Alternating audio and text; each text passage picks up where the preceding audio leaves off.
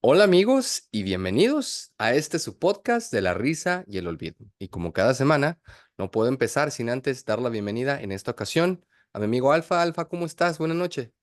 Hola Dave, estoy muy bien, espero que tú también. Estoy contento de estar aquí platicando con nuestra pandilla y pues ya listos para compartir una semana más de tema. Tenemos por ahí unos saludillos especiales, ¿no?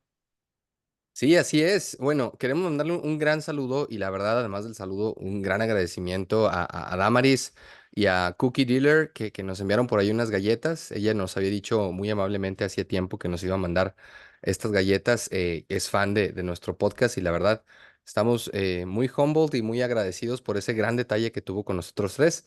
Muchísimas gracias, Damaris. La verdad es que nos gustaron, ya lo platicamos. De hecho, empezamos antes del podcast. Le preguntaba a Alfa, el aprendiz de brujo, que qué opinaba de las galletas y sí le gustaron bastante, ¿no, Alfa? No, deliciosas, espectaculares. Sí, yo recuerdo a Damaris desde muy early stages, es decir, desde muy, muy temprano en nuestro caminar aquí en el podcast. Se hacía presente, comentaba, andaba muy activa. Ya no ha andado tan activa a la hora de hacer comentarios, pero sabemos que ahí sigue, siempre con su buena vibra, siempre fiel, pues agradecidos con ella, tanto por habernos acompañado desde el principio, como pues ahora este detallazo. Entonces, The Cookie Dealer, deliciosas galletas, recomendables 100%, 1000%, y pues nos tocó este gran regalazo de poder disfrutarlas. Y para usted, si tiene ganas de hacer algún detalle, dése la vuelta por ahí. Está fácil llegar a la página de Instagram. Y son galletas muy diferentes a lo que usted ha probado. Creo que son estilo New York, entonces unas galletas grandes, muy ricas, la verdad. Dése la vuelta por si ahí quiere mandar unas galletas a un detalle. Creo que es una buena oportunidad de ver Es esas verdad, galletas, ¿no? súper detallazo. Son súper grandes y súper deliciosas. Sí. Y bueno, esta semana desafortunadamente no nos puede acompañar Jorge, pero tenemos por ahí un tema bastante interesante que la verdad platicábamos fuera de cámara alfa que tenía muchas ganas de aprender. Hoy vamos a hablar del Tantra. Y ya sin dar más spoilers, voy a dejar que más bien tú nos presentes y nos digas de qué vamos a hablar y cuál es la introducción del día de hoy. Adelante, Alfa. Bien, bien, entonces, Dave, muchas gracias. Pues justo quisiera preguntarte, comenzar haciéndote esta pregunta, antes de empezar como con el rollo ya que yo traigo. Cuando tú escuchas Tantra, ¿en qué piensas? ¿Qué se te viene a la cabeza? ¿Cuáles son tus imágenes, tus perspectivas ahí? He escuchado algunas cosas, obviamente se me viene inmediatamente la India y se me viene como que toda una ¿La India María? filosofía. No, la India, el país, la India. Y toda esta conexión de tener como que el espíritu con acciones, como que no hacer las cosas nada más por hacerlas, eso se me viene un poquito. Había escuchado también del tantra en la cuestión sexual por ahí, que había y son las dos cosas que ahorita me vienen a la mente. Mi primera noción del Tantra fue porque, digo, yo soy de una generación que creció viendo MTV. Tú eres de una generación que participó en la Segunda Guerra Mundial, ¿no, mi querido Dave? Eh, Acabó la primera y ahí fue, sí, principios de la segunda. No, bueno, bueno, a mí me tocó muy bonito, pero a ti todavía te tocó ver MTV y crecer también viendo MTV, Sí, ¿no? claro, por supuesto. Entonces, en uno de esos programas, ya ves que uno de los estrellas de MTV era Sting. Sí, sí, sí. Entonces, mencionaban algo de que Sting tenía poderes sexuales gracias a prácticas tántricas sexuales y que aguantaba 8 horas en el acto, ¿no? Entonces, me parece ridículo. Yo no aguanto ni 8 horas dormido. O sea, imagínate, ya no, o sea, uno se duerme y se despierta cada rato, 8 horas ahí, pues, bueno, es entonces sí, como que era así como el tantra.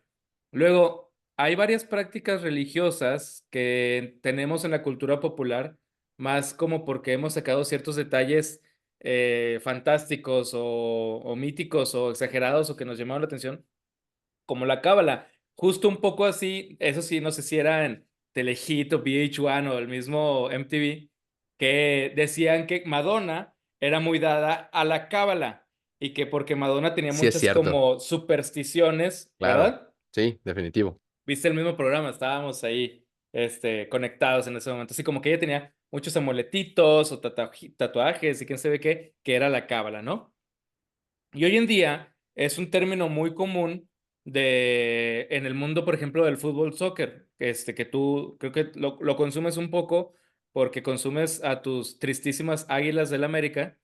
Campeonas eh, del fútbol mexicano. y pues yo lo consumo pues porque no tengo amor propio. Y pues ahí es muy común escuchar, ese es un jugador muy cabalístico, o este vato tiene esta cábala de que antes de entrar al campo se persina 3 veces o le da 3 O vueltas cuando a mete gol, algo, ¿no? También dicen, tiene la cábala de que cuando mete gol, esto. enseña el tatuaje espantoso de su bebé, o trae en los zapatos los nombres de sus hijos, o el rosario que le regaló su abuelita antes de que falleciera y todos los goles van al cielo, ¿no? Entonces, la cábala, ajá. Y nada que ver, o sea, la cábala es una práctica judía, religiosa, espiritual, muy orientada hacia la mística. Entonces, es como una de las variantes que tenemos de la aproximación de los judíos hacia el misterio del Dios absoluto, del Dios creador. Ellos van a sacar muchas conclusiones a partir de los principios cabalísticos que vienen, por ejemplo, en la Zohar, eh, y a partir de ahí van a hacer la cábala de los nombres, la cábala de los números, la cábala hasta de los sueños. Y pues está muy lejos de ser eso de, la cábala es superstición, ¿no? Pero así lo tenemos. Me parece que en el Tantra es muy parecido. El Tantra, como bien indicabas, el Tantra viene de India, es parte del fenómeno espiritual indio y llama mucho la atención.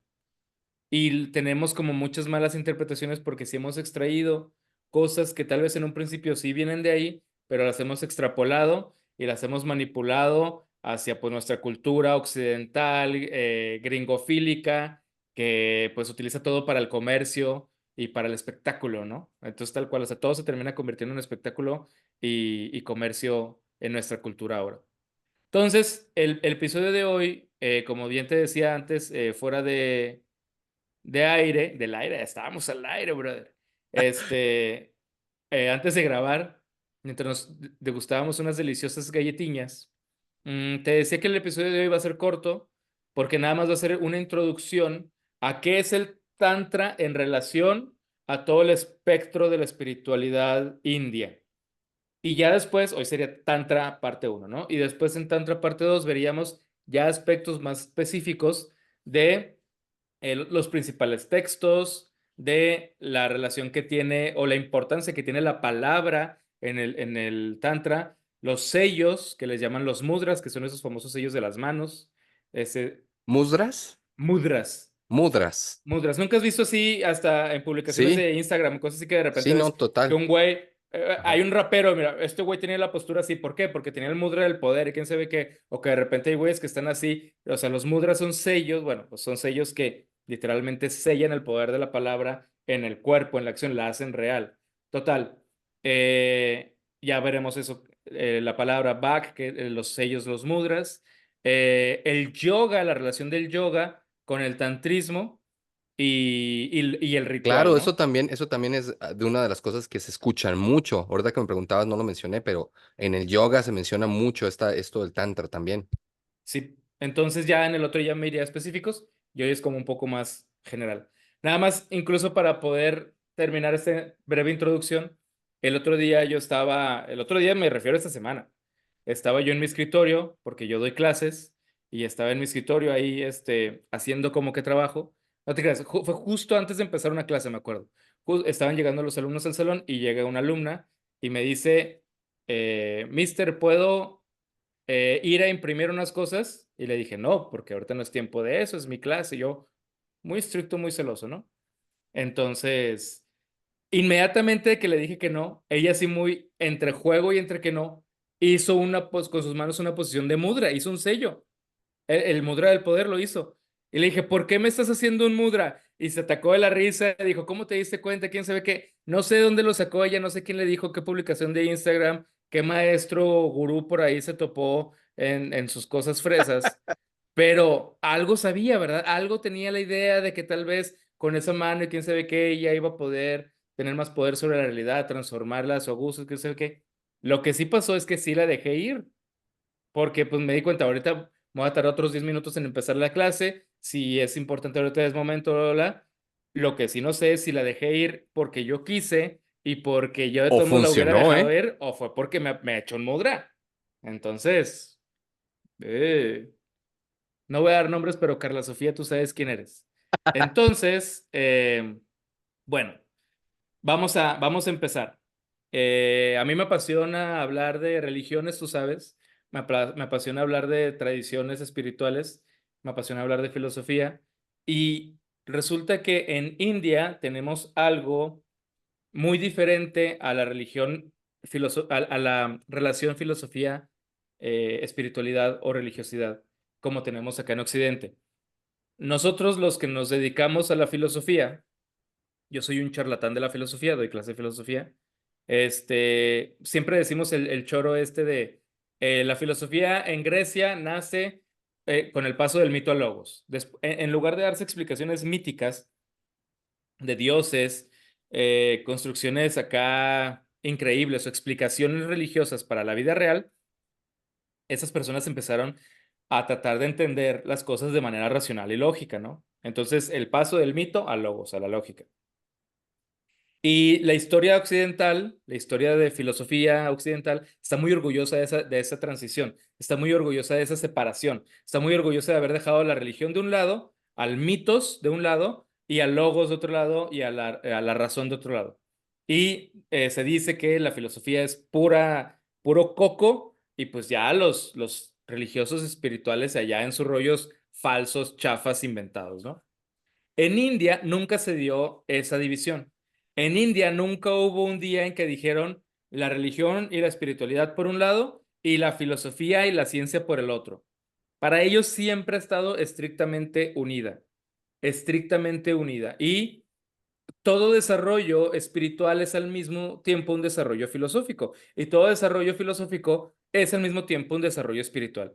Entonces es bien interesante porque la historia del pensamiento indio ha sido una continuidad y es una de las culturas, digamos, culturas organizadas, estructuradas más antiguas que tenemos en la historia. Entonces, el grandísimo Mircea Eliade o Mircea Eliade dice, una religión es muchas religiones. Y quiero poner un breve ejemplo. Dave, yo creo que, bueno, tú naciste y creciste como católico, fuiste criado como católico. Es correcto, sí. Ok, igual yo. Nuestra religión es católica, al mismo tiempo somos cristianos porque Cristo está al centro. Bueno, tú creciste con Cristo al centro de tu vida, ¿no? Dentro del espectro del cristianismo hay muchos tipos de carismas, muchas espiritualidades, muchas manifestaciones de todo esto, que a veces hasta son bien opuestas y a veces hasta se pelean y parecen así que no tienen nada que ver, pero a veces es la misma religión o a veces son dos religiones derivadas del mismo centro. Una religión es muchas religiones. Yo fui educado por tres, siempre lo digo como por tres centros importantes. Los Simpson, mi familia y los jesuitas. Entonces los jesuitas son una orden religiosa católica que se caracteriza por ser la más intelectual de todas junto con los dominicos. Y esos tienen una manera de entender el mundo y de entender la relación Dios-hombre-mundo y la espiritualidad de una manera que a veces es completamente distante a la que puede ser, por ejemplo, la del Opus Dei, o la que puede ser la de los legionarios, o la que puede ser incluso un sacerdote diocesano. Y ahí sí son exactamente la misma religión. Son la misma cosa, pero no, una religión es muchas religiones dentro. Imagínate en una cultura milenaria donde todo es válido hasta cierto punto porque no viene de un solo Dios. En el cristianismo tenemos un solo Dios que es, como lo quieras llamar, ¿no? Que es Yahvé, Jehová, Adonai, El Shaddai, Dios Padre Madre. Esa misma figura, que es solo una, imagínate, ya tiene tantos nombres y es tan complicada y las manifestaciones son tantas y los momentos a los que les damos énfasis e importancia son tantos. En India son no solo son los miles de dioses, sino que muchos dioses, un solo dios, tiene muchos nombres y tiene muchos aspectos y tiene muchas formas en que se manifiesta. De repente tú escuchas, no, que Rudra. Ah, chinga, ¿quién es Rudra? Ah, no, pues es una forma de Shiva. Ah, ok, no. No, que Brahávira. ¿Quién es ese? No, pues que es otra forma de Shiva. Ah, chinga, chinga, pues, ¿por qué? O sea, bueno, ¿verdad? O sea, es muy confuso. Entonces, dentro de este espectro de espiritualidades en India es gigante, no solo a nivel horizontal, es decir, hoy todos los que hay, sino también a nivel, digamos, vertical en el tiempo, por todo lo que ha venido con esta continuidad. Eh, el Tantra pasa lo mismo. Ahorita voy a explicar ya un poquito qué es, pero primero voy a dar apuntes de cómo se maneja un poquitín el espectro general de la espiritualidad en la India. Hay una figura jainista, una figura mental, una figura de imagen del jainismo. El jainismo es otra de estas, digamos, sectas, religiones o espiritualidades de India, de las más recientes, que surgió al mismo tiempo que el budismo, justamente. Que dicen, están, no sé, 5 hombres ciegos y estos 5 hombres ciegos están alrededor, no lo saben, pero están alrededor de un elefante. Y a los 5 hombres ciegos les dicen, describan lo que tienen enfrente. Un hombre ciego agarra la cola del elefante y dice, pues esto es una serpiente, naturalmente. Otro hombre ciego agarra una pata del elefante y dice, pues esto es un tronco, esto es un árbol. Otro hombre agarra la trompa y dice, no, pues esto es una manguera, no sé. Y otro hombre agarra una oreja y dice, esto es una carpa. Entonces, cada quien no está mintiendo, está explicando exactamente la experiencia que tiene, pero al ser tan limitados no logran ver la dimensión absoluta del ser al que están tocando pues están de alguna manera desviando mucho la realidad y la están pervirtiendo, pero pues porque su visión está limitada. El jainismo dice, así es la relación con Dios. Es decir, cada quien va a ver desde su punto de vista, cada quien lo va a decir de verdad porque es lo que está experimentando, pero cada quien tiene una visión muy corta respecto a lo que siempre hemos mencionado aquí, mi querido Dave, la big picture, ¿no? El gran espectro, el scope necesario para salirnos, para ver la generalidad y poder describirla en su totalidad. ¿Qué? Levantaste la mano, ¿no? Sí, un súper apunte rápido que me parece muy interesante lo que dijiste, me puse a pensar y me acuerdo, por ejemplo, de los tres papas que me han tocado conscientemente. Papa Juan Pablo II tenía una manera muy particular de ser y de expandir lo que él consideraba que era correcto para la iglesia, ¿no? Y luego vino Ratzinger, que creo que se apellidaba, y Ujú. eras de cuenta que totalmente opuesto, pero, o sea, de verdad era muy diferente, muy, muy diferente, y vino a poner como que otra vez mucha estructura y era muy, muy cuadrado en muchas cosas. Un dominico, justamente. Y ahorita es otra cosa totalmente diferente, muy Un diferente, jesuita. ajá, a Juan Pablo y muy diferente. Y pareciera que son diferentes religiones y no. O sea, que me pareció muy interesante lo que dijiste y sí es cierto, o sea, son muchas religiones. Nada más quería hacer ese punto. Yes. Ayuda mucho. Entonces,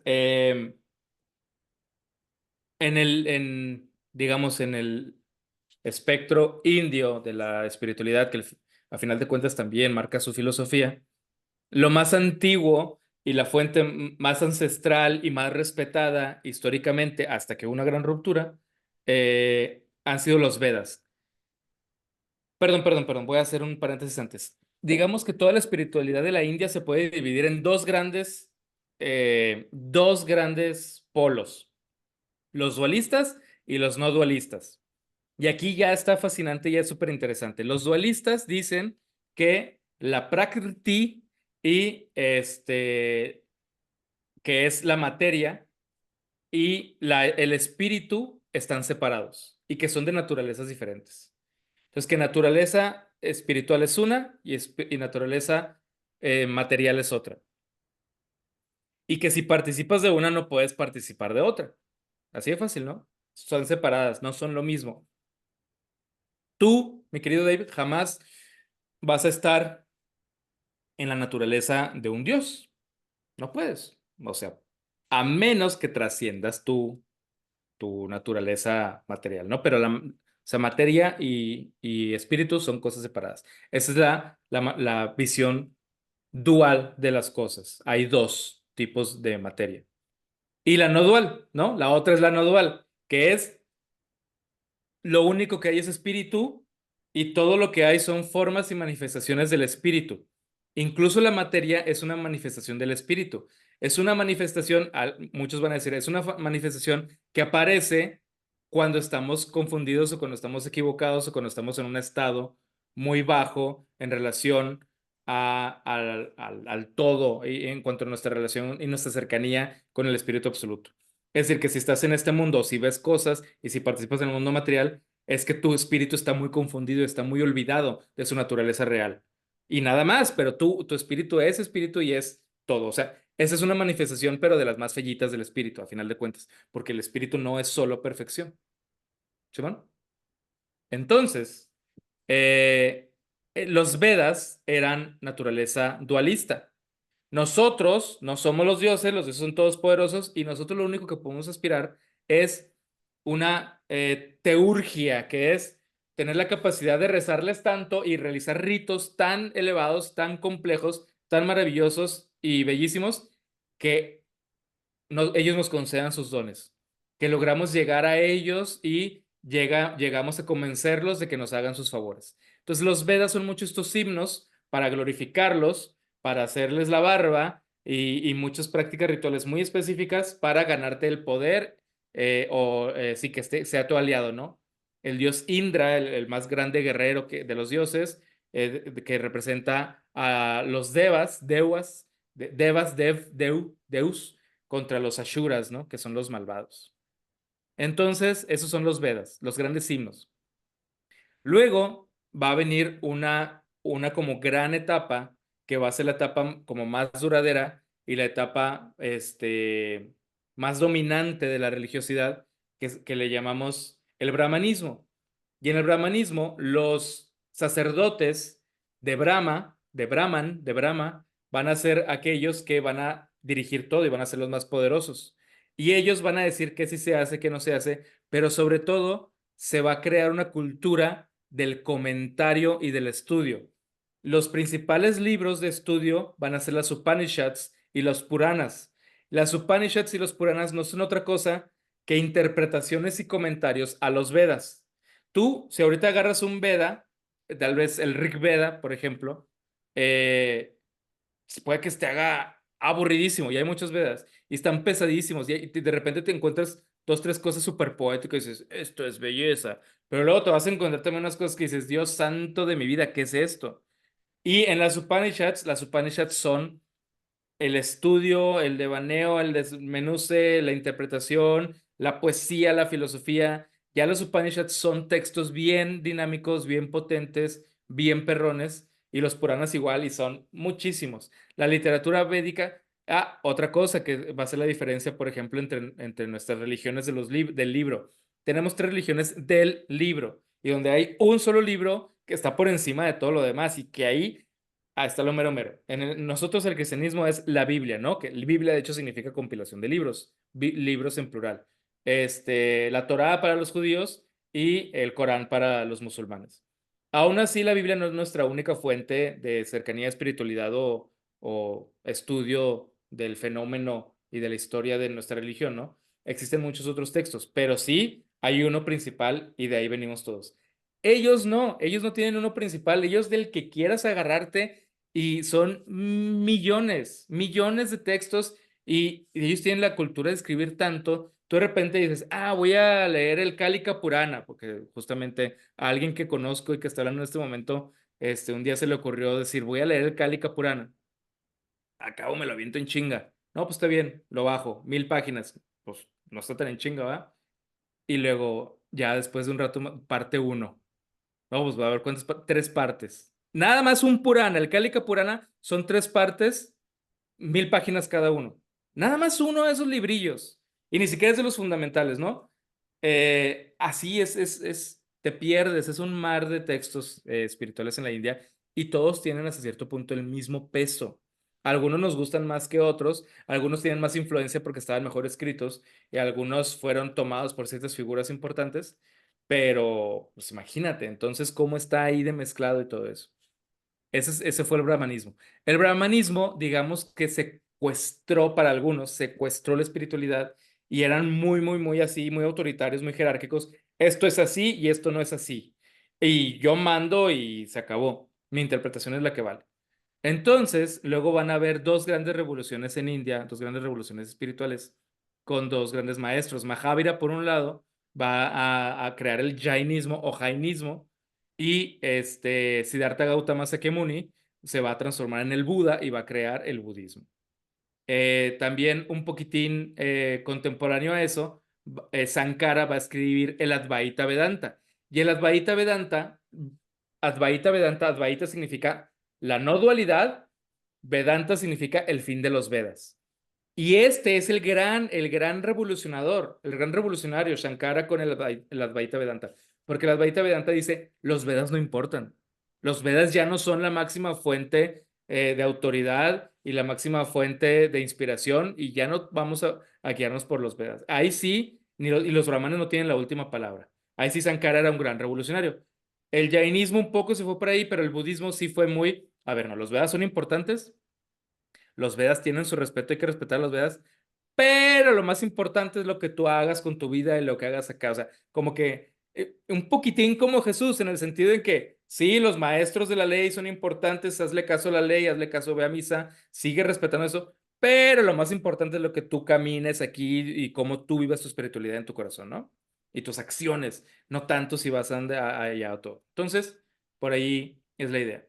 Y entonces, ¿en dónde queda aquello que le llamamos el yoga y aquello que le llamamos el tantra? Bueno, el yoga, creo que el testimonio de una cultura, de una civilización compleja y estructurada más antiguo que existe en todo el Valle del Indo, es una figurín de un güey haciendo una práctica, una asana de yoga. Un figurín así sentado en una posición de yoga. Lo más antiguo. Antes de que tengamos otra cosa, ya existía el yoga. Antes de cualquier otra cosa, ya existía el yoga. El yoga es lo más antiguo del mundo.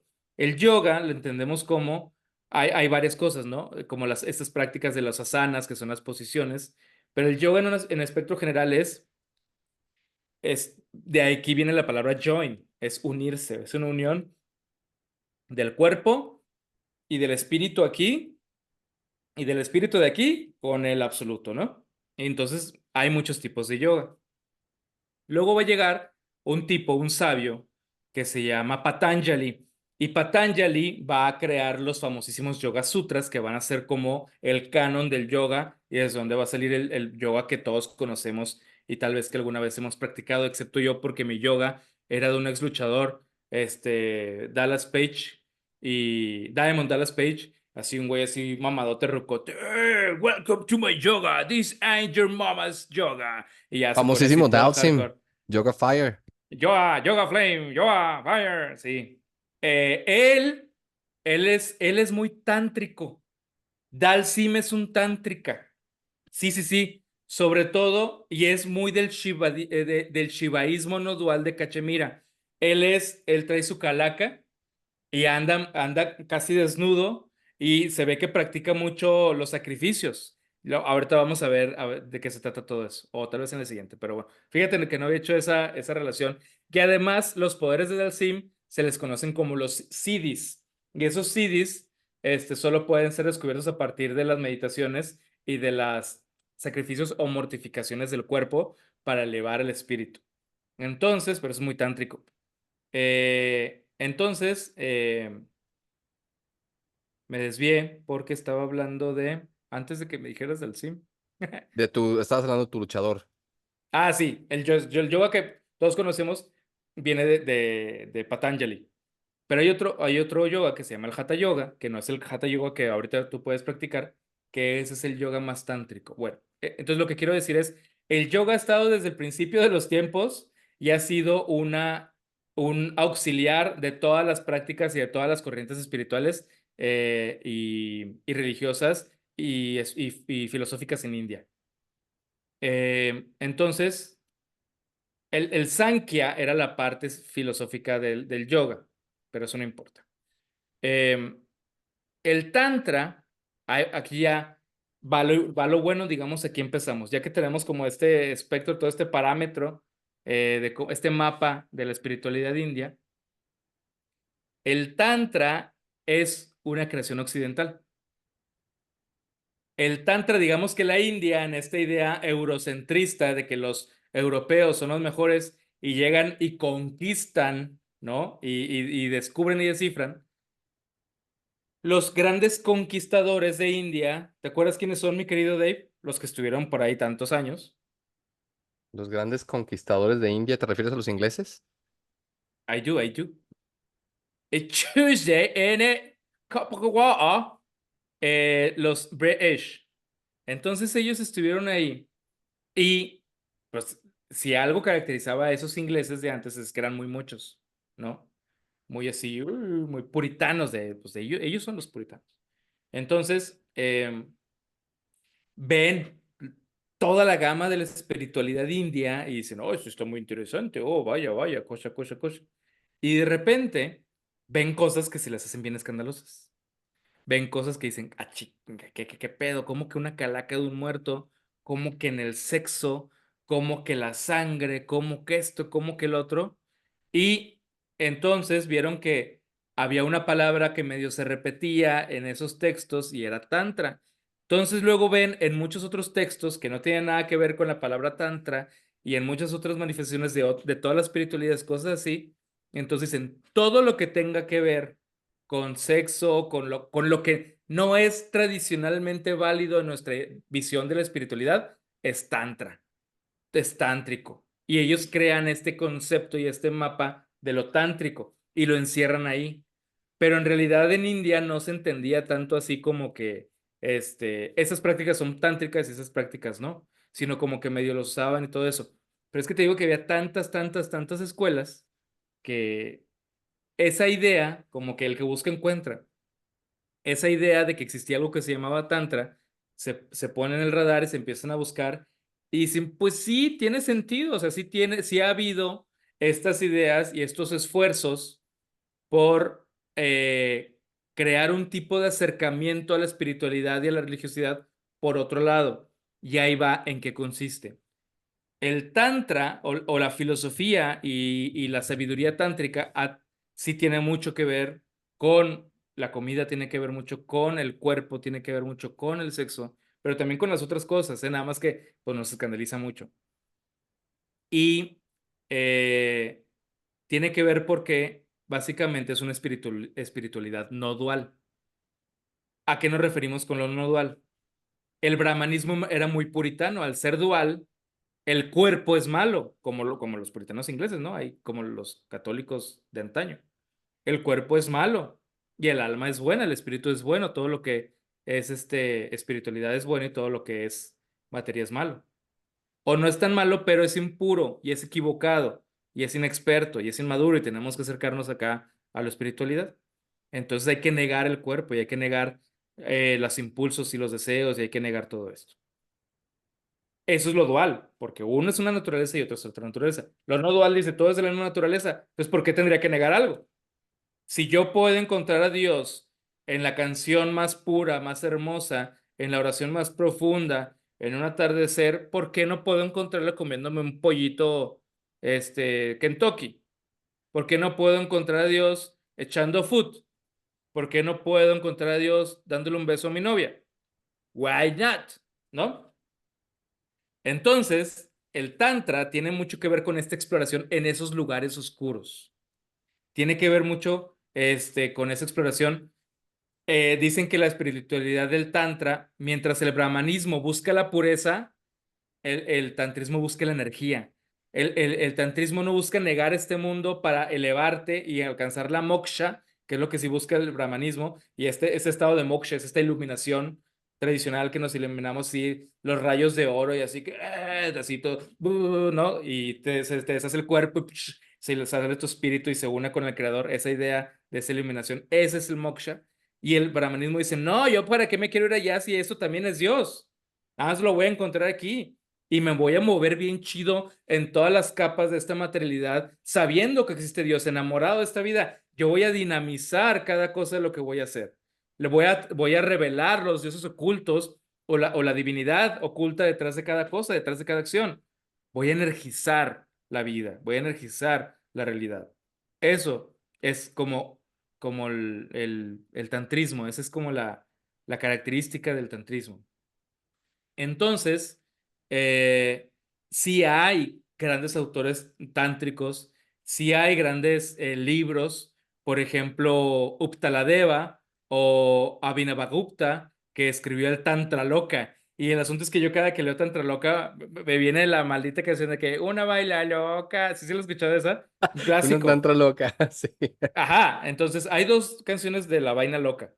Una que salió más recientemente, que está muy mala, y la clásica de Una vaina loca. Ya no sé qué sigue, pero así es. Entonces, ajá, cada que leo que Tantra Loca me acuerdo de La Vaina Loca. Y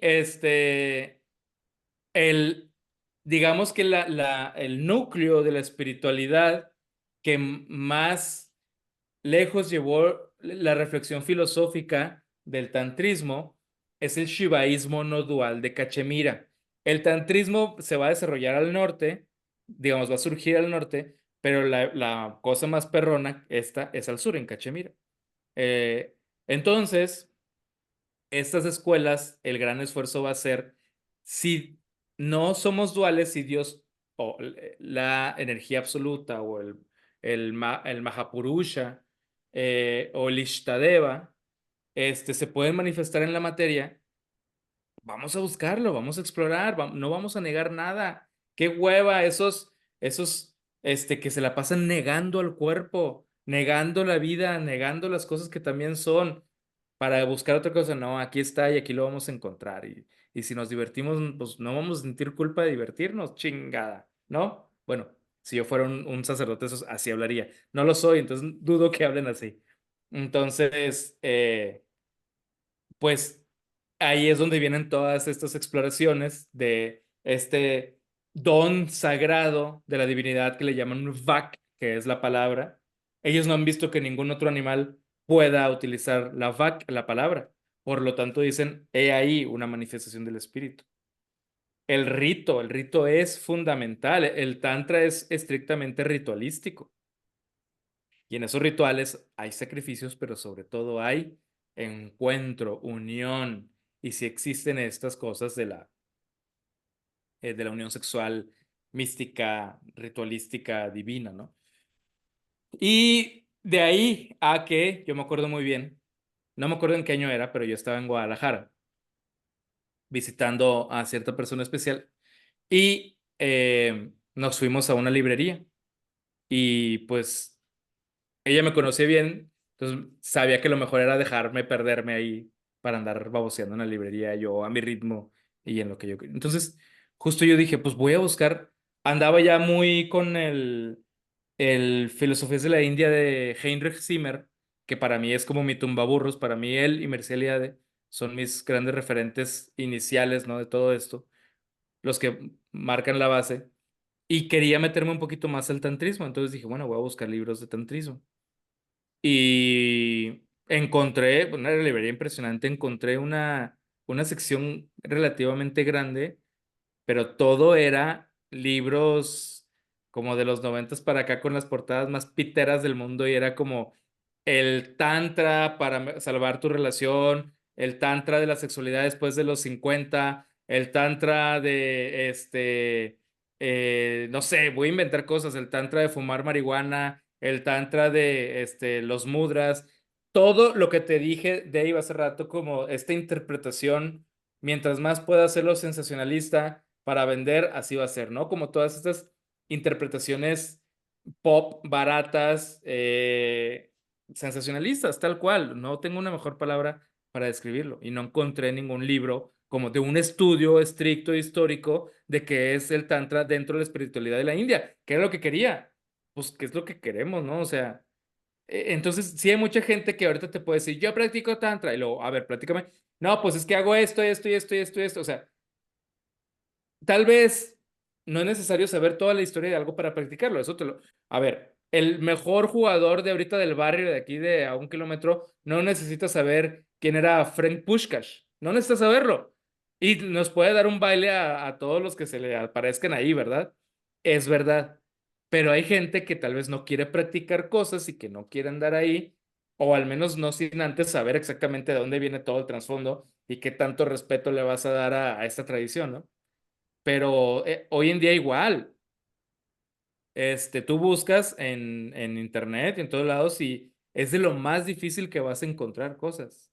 Muy, muy difícil porque primero te van a salir toneladas de pura paja, de librillos así pedorronzotes, pero pedorronzotes. Eh, y pues, entonces, a ver, déjame ver qué más. Como introducción creo que es esto porque ya nada más esa introducción ya tiene mucha información y ya tiene mucha, así de que nombrecitos y todo esto. El Shiva Sutra, bueno, voy a decir otra cosa. La divinidad, eso sí, la divinidad más importante dentro del tantrismo es Shiva. Es Shiva y sobre todo la Shakti. ¿Quién es Shakti? Es su contraparte femenina. El tántrica o el tantrismo busca mucho el acercamiento hacia la diosa, no tanto hacia el dios. Y cuando es hacia Dios, es hacia Brahmavira, que es el Shiva destructor, el Shiva en su faceta destructora de mundos. No es el Shiva meditante, no es el Shiva asceta, no es el Shiva de la sabiduría ni del yoga, es el Shiva destructor de mundos. Y la Shakti es la contraparte femenina y mucho del Tantra todo es hacia la gran diosa, hacia esta diosa. Eh, Hay una escuela, la más famosa, que es justamente la de la mano izquierda. Y es la mano izquierda. Y ¿qué más puedo decirles? Pues sí, ahora, esto que buscan en el Tantra relacionarse con la diosa, siguen siendo una cultura machista. Son imágenes femeninas y es un encuentro con la energía femenina, pero vista desde el hombre. O sea, es el hombre dice, así es la energía femenina y así es la mujer y así es esto, ¿no? No es como que le den un verdadero respeto y una verdadera importancia y ponderen correctamente el valor de la mujer. De hecho, la mayoría de los practicantes solo son hombres. También tiene mucho de esotérico porque hay muchas cosas que solo son para los nacidos dos veces, aquellos que ya tuvieron su ritual de iniciación y que ya pueden acceder a los niveles más altos de sabiduría y de prácticas ritualísticas. Y hay mucho tantrismo en la actualidad, sí, muchísimo. El Hatha Yoga, que les digo, luego lo van a conocer como el Kundalini Yoga, que es el yoga famoso que indica que tenemos los chakras y que hay una energía que nos recorre de un lado a otro, que es la Kundalini. Y que si tú no tienes bien como armonizado o bien vivido, bien entendido un chakra, ahí se queda la Kundalini y está atorándote y te está envenenando y te está jodiendo la vida. Tienes que trabajar mucho en esto para que liberarlo y los chakras, ¿no? Insisto en que los mudras y sobre todo, a partir de la importancia que tiene Vak, la palabra, los mantras. Todo el mundo ha escuchado los mantras. Los mantras son esas repeticiones hasta la inconsciencia de una oración o una palabra o una sílaba, el famosísimo que eso no es nada más eso, o sea, tiene un trasfondo filosófico elaboradísimo, pero el tantra a veces dice, pues lo tengo o no lo tengas, si logras iluminarte haciendo lo que, pues adelante, güey, o sea, y la iluminación no es una iluminación, insisto, para otro lado, sino porque aquí estás despierto en lo que te toca.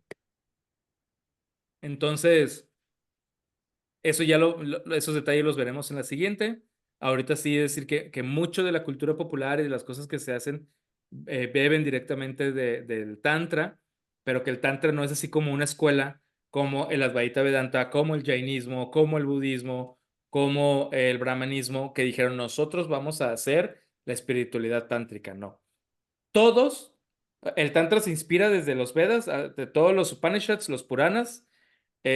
Hay budismos tántricos, hay prácticas yógicas muy tántricas y hay muchas escuelas que practican muchas cosas con elementos tántricos. Así como el yoga lo han utilizado todos, así el tantra también está medio disperso en todos, nada más que el tantra hace como cierto énfasis en encontrar a la divinidad y la unión con la diosa en ciertos aspectos particulares.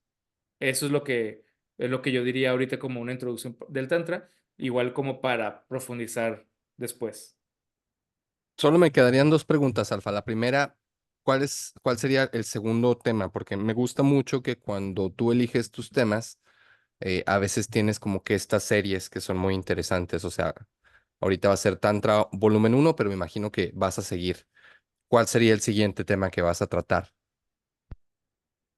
No sé, digo, hoy sería Tantra introducción, ¿no? Y luego el siguiente episodio sería el mismo, pero sería Tantra, profundizando como los aspectos de la palabra, Bach, mantras, Ok. sellos, mudras y cuerpos rituales, ¿no? Y ya. Correcto, te pregunto porque a mí sí muchas veces me ha quedado aquí en el podcast, porque además de fungir como mediador, no sé, muchas veces me quedo con ganas de saber qué es lo que sigue y me quedo así como que en stand-by de que, ya quiero escuchar y quiero aprender acerca de eso. Entonces, me parece interesante que lo dijeras ahorita. Y la otra, ¿hay algún libro o algún material que tú pudieras recomendar? Muchas veces nos pasa con las personas que nos siguen que les gusta que den recomendaciones de libros o de material, sobre todo por lo que dijiste, estamos en una época en la que existe muchísima información, sobre todo en línea, y es difícil poder encontrar información. Ya ni siquiera me refiero a fidedigna, sino que realmente te pueda dar, que te pueda ayudar a darte claridad en este tema, por ejemplo. Simón, de entrada, Mircea Eliade, Historia de las ideas y las creencias religiosas. Son tres volúmenes gigantes. El cuarto ya es un poquito diferente. Creo que en el volumen uno ya desde el volumen uno viene ahí en la parte de India, ahí podemos checar. O si no es el volumen 2 pero ahí está. Y Mircea Eliade, Historia de las ideas y las creencias religiosas. Roberto Calazo tiene un libro que se llama Bach, ahí tal cual, es hacia la palabra tántrica. Creo que hay otro que se llama K, ahí también. Alain Danilou tiene uno que se llama While the Gods Play. Es un francés, Alain Danilou, While the Gods Play. Y Gods of Love and Ecstasy. En los dos libros exploran, sobre todo en While the Gods Play, mientras los dioses juegan, explora a profundidad el aspecto del shivaísmo. Y el shivaísmo es tántrico y el shivaísmo es yógico. Entonces ahí hay mucho del tantrismo en While the Gods Play, mientras los dioses juegan, y Gods of Love and Ecstasy, dioses de amor y éxtasis. Ese es Alain Danelieu. Alain Padiux, Alain Padiou Padeux, tiene uno tal cual que es el Tantra, así se llama el Tantra y es así como un análisis bien puntual, bien bonito sobre el tantrismo. Y les digo, mi tumbaburros, Heinrich Zimmer, las filosofías de la India. Ahí también hay un esquema general de todo esto.